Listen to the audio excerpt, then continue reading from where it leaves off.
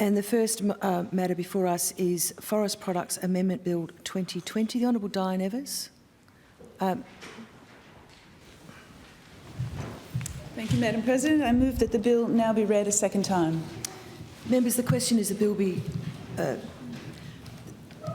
you want to read the title of the bill? Sorry. Thanks.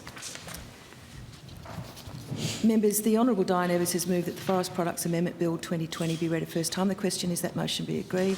That all those that opinion... Oh, sorry. The question is the bill be read a first time. Those of that opinion say aye. Aye. To the contrary, no. I think the ayes have it. Forest Products Amendment Bill 2020, first reading. The Honourable Diane Evers. Thank you. I move that the bill now be read a second time. The Forest Products Amendment Bill 2020 amends the Forest Products Act of 2000 to remove the Forest Products Commission and reform the system of administration of our public forests and forest industries. WA has a long history of debate around the best use of state forests. Many of my constituents in the Southwest region remember the forest campaigns of the 1990s and the roles they carry out on both sides of the debate, at that time and over the intervening years. The state's last major reform is now over 2 decades old, and still the action continues here in Parliament, in regional communities, and importantly, in the forest. We have seen that the reforms brought about through the Forest Products Act 2000 have failed to achieve forest goals, neither of the forest industry nor of the forest campaigners. We all want a system in which native forests can thrive and deliver additional value through sustainable industry. We all want a forest management plan, a forest management that is in the public interest. Management to date has left much of the forest as a shadow of its pre-European condition. Attempts to preserve pockets of old growth are severely hampered by illogical methodology that allows the continued logging of very old trees, very old carry trees, 85% of which are exported as wood chips. Forest management must address the urgent challenges of climate change and biodiversity loss. It must consider the economic opportunities associated with a thriving, healthy forest. There are many new and emerging opportunities, such as ecotourism, honey and bee production, and carbon credits. As an example, the bee and honey industry has extensive development potential and greater employment prospects than logging. Honey provides a significantly higher financial return from our forests over the life of the trees. Jarrah and Mary honeys are highly sought after for monofloral honey production. They have significant revenue potential because of the honey's unique flavour, texture, and medicinal properties. Western Australian honey is sourced primarily from government-managed land, with over 75% of the state's honey production coming from state forests, national parks, and nature reserves. The value to WA's economy of beekeeping has been estimated at $1.2 billion per annum for pollination and $30 to $50 million per annum for honey and associated products. The Bee Industry Council of Western Australia estimated that the industry will be worth around $5 to $7 billion per annum in 10 years' time. These figures dwarf the narrowly defined profits derived from logging native forests. The honey can be collected year after year, whereas felling of a tree can only be done once. And when the forest has been cleared, it may take up to 40 years before the trees are producing the original volumes of nectar. Forests are vital in reversing climate change.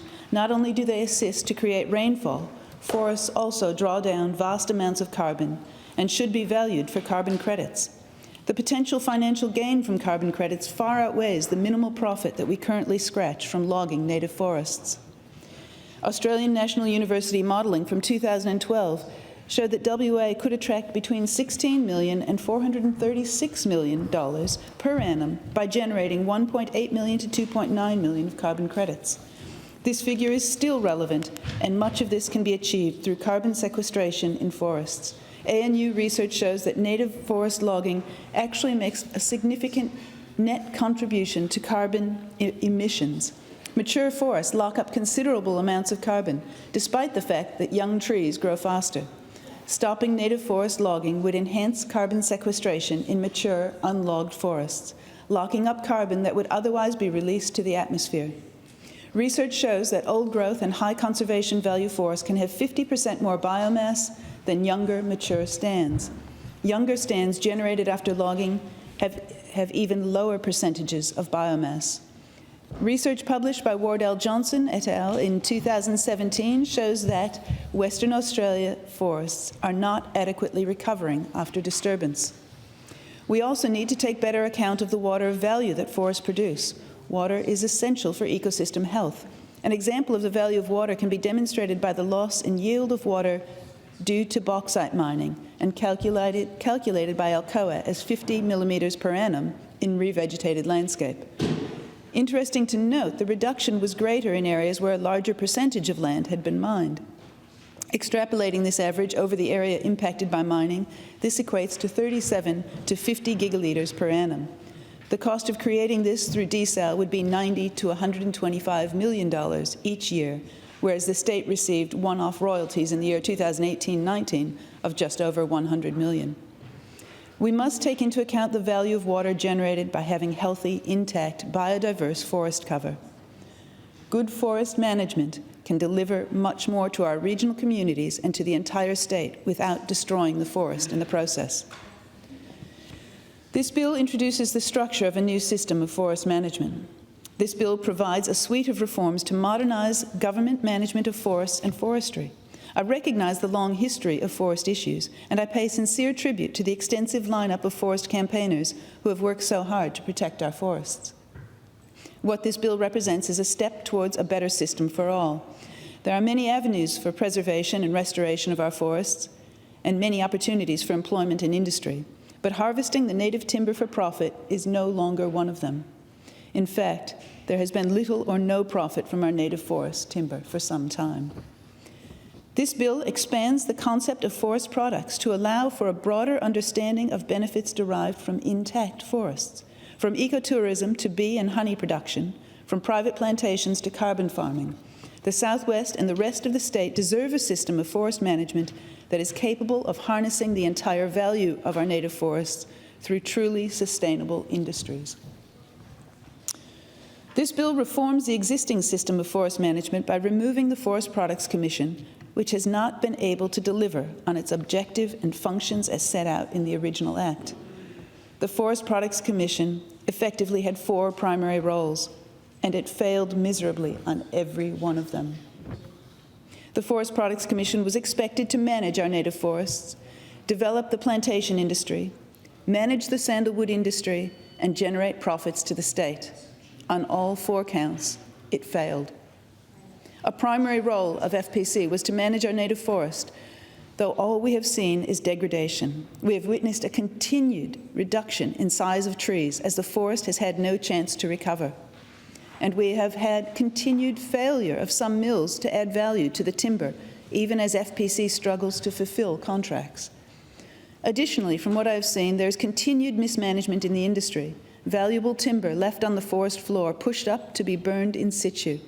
Breaches of contracts with valuable saw logs being exported whole or sold as charcoal and firewood. The current monitoring regime is inadequate. Too often it has been left to dedicated environmentalists to raise the alarm when inappropriate actions are undertaken by FPC or their contractors, and the repercussions or penalties have been terribly inadequate. There has been total failure to manage the resource as log size diminishes and high conservation value forests are pursued and stripped of their best remaining trees. Another major role of the Forest Products Commission was to develop the plantation industry. It failed again. Through state agreements with 2 major customers and a purchase price set well above market prices in WA as well as in eastern states, the FPC managed to destroy WA's market for pine on private property. As recently as 2012, the West Pine contract was not only rolled over but increased from 400,000 cubic metres to 600,000 cubic metres, effectively creating a situation where there was very little plantation pine available for the smaller local mills, thus driving some of them out of business. In some cases, Forest Products Commission underpaid the contracted amounts to owners of share-farmed plantations, only coming up with more payments as share farmers came forward to state their case. In addition, after contracts were agreed with share farmers, FPC took it on themselves to change the terms and payment calculations to suit its own financial considerations. FPC has pushed increasing costs onto farmers, making plantation timber an unattractive industry for farmers considering plantations. Clearly, FPC is incapable of managing this industry. Western Australia is in the sorry state of not having the pine plantation resource to meet the needs of the state on an ongoing basis. The intention was to facilitate a sustainable plantation industry. Instead, we have a situation where the state is left having to fulfill contracts for timber to one buyer while other small mills miss out, effectively propping up an unsustainable monopoly. Unsustainable in that if a landowner cannot expect a profitable return for their investment, there will be no further pine plantations. With regard to sandalwood, the Forest Products Commission managed the industry for its own profit without regard for Indigenous native title holders nor private sandalwood plantation development, with a significant majority of sandalwood harvest allocation going to the FPC. This is certainly a case of the regulator and profit-making activities overlapping to the detriment of the industry and private citizens. In 2018, regulations in the CALM Act were changed in relation to harvest of sandalwood plantations, effectively making it near impossible for landowners to make a profit out of plantation sandalwood. At the same time, it is interesting to acknowledge that FPC owns 6,000 hectares of sandalwood plantations. Clearly, a conflict where the regulator also makes profit out of the regulations. And with regard to wild sandalwood harvest on Crown land, there have been questionable limitations placed on native title holders.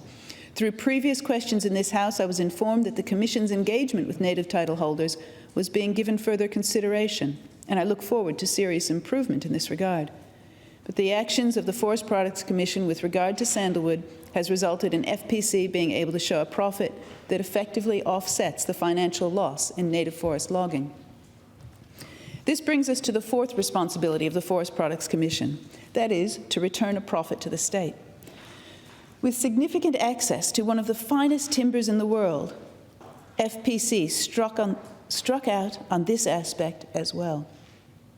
Propped up by a government-controlled market in sandalwood as its strongest link in trying to turn a profit.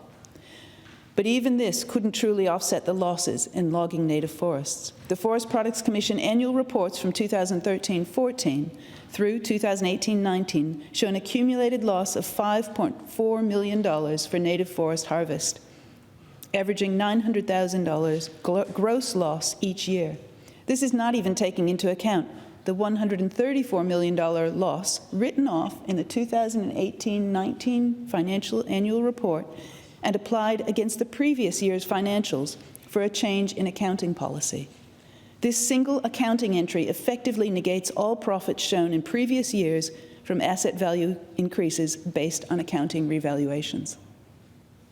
The Forest Products Commission's own efficiency indicators in its annual report show the cost per dollar generated in the native forest segment for 2018-19 as $1.05 after changing the valuation method, and for 2017-18 prior to changes, it showed a cost of 99 cents. Think about that. In 2018-19, for every dollar generated in logging native forests, it cost the state $1.05. The Commission will tell us that there are other economic benefits of the native forest industry, but what is excluded is the additional jobs to be gained in other industries by not logging.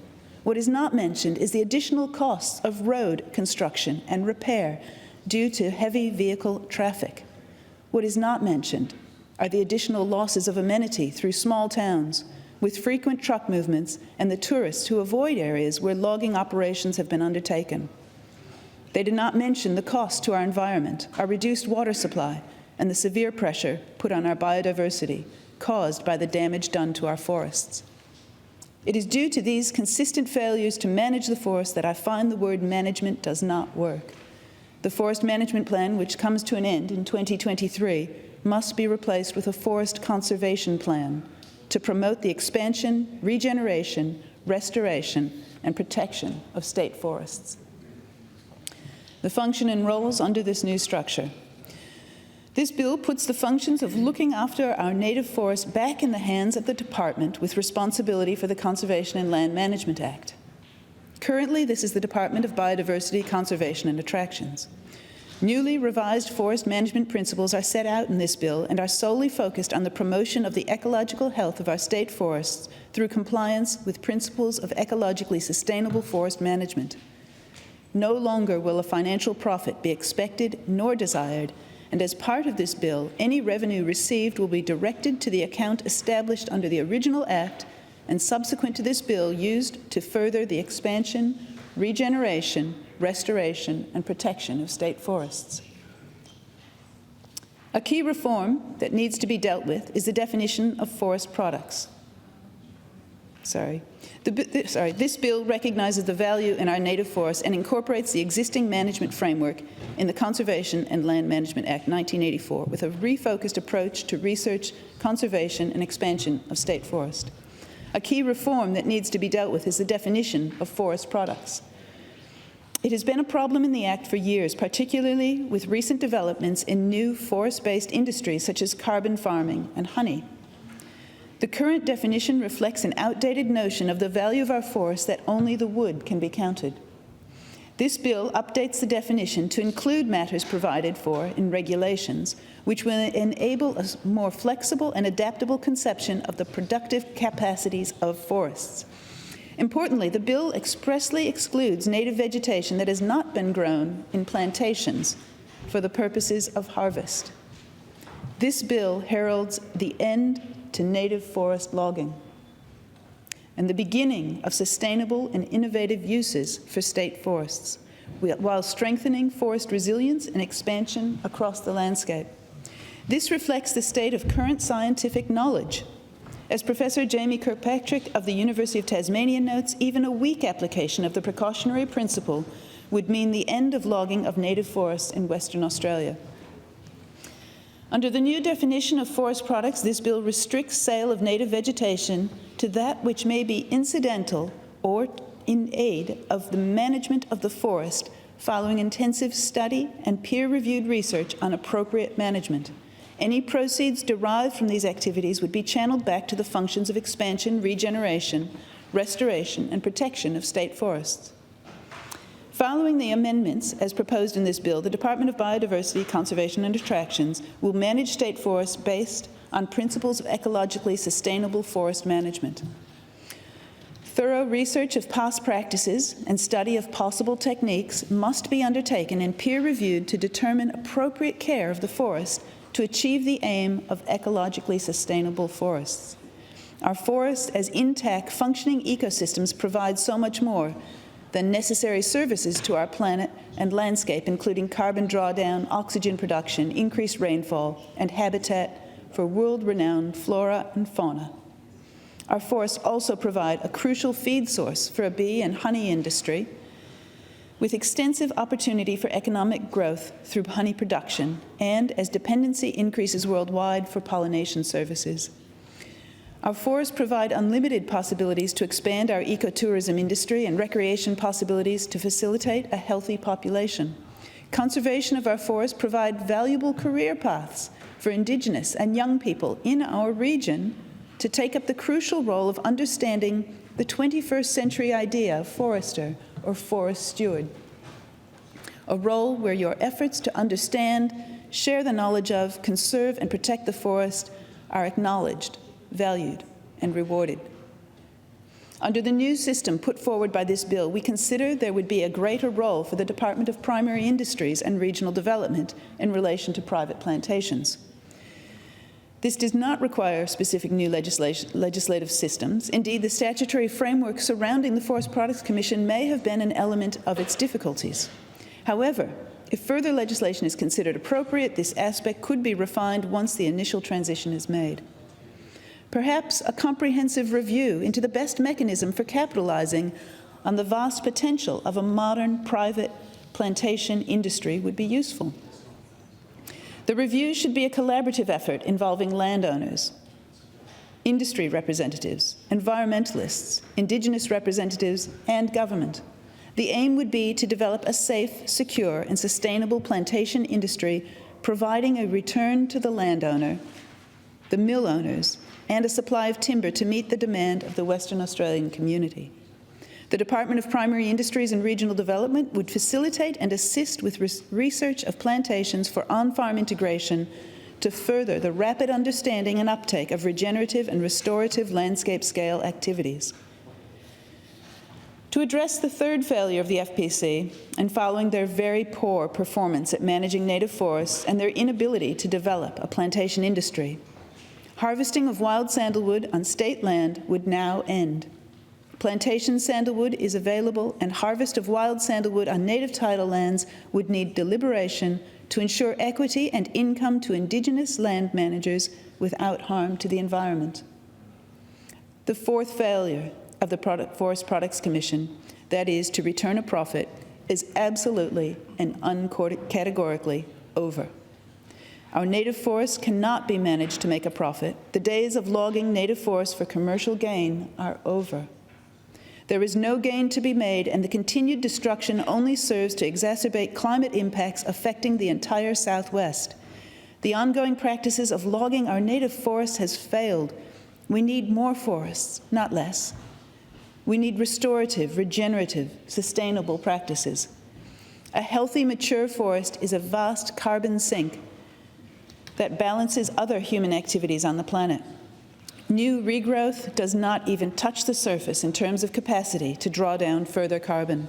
There is no money to be made from continuing the logging of our native forests. In addition to the changes introduced by this bill, there are other aspects of our forest resources we need to address. These include, but are not limited to, clearing applications on private land, carbon credits, impacts on private landholders of conservation, and retaining forest and bush on private land, and other aspects of our forest resources that can encourage and support restoration and retention or restoration of forests on private land. Our current system puts the entire burden on landowners when privately owned forests are supplying such great benefit to our society. This bill includes a new power for the minister to prohibit specific forest activities, empowering government to act in the public interest where issues with regard to native forests might arise. And the transition and administrative points of this bill recognizes that there will be a transition period for the industry as we quickly adapt to an industry based on plantation timber. In the short term, there will continue to be trees felled on lands to be mined by Alcoa under their State Agreement Act. Other activities where minor clearing occurs may also provide timber for mills, as well as plantation timber, which will increase in value as we transition away from native forests.